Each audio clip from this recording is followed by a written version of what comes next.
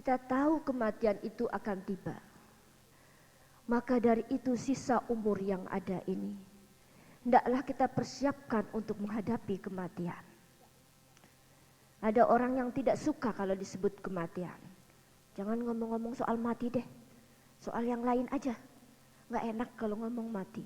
Kenapa kita tidak boleh membicarakan soal kematian? Yang Nabi mengatakan, "Qultum annal mauta haqqun walam tasta'idulah." Kamu katakan mati itu suatu hal yang pasti. Mati itu suatu hal yang benar. Tetapi kenapa kamu tidak mempersiapkan diri untuk menghadapi mati? Kita mau pergi ke Bandung atau mau pergi ke Mekah saja, kita sudah siapkan koper beserta isinya. Selalu mau kemana kita pergi, selalu kita persiapkan perbekalan kita.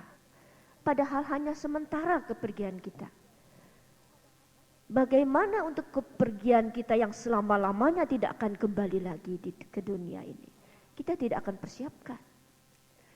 Baik buruknya kita nanti di akhirat, bagaimana baik buruknya kita sekarang.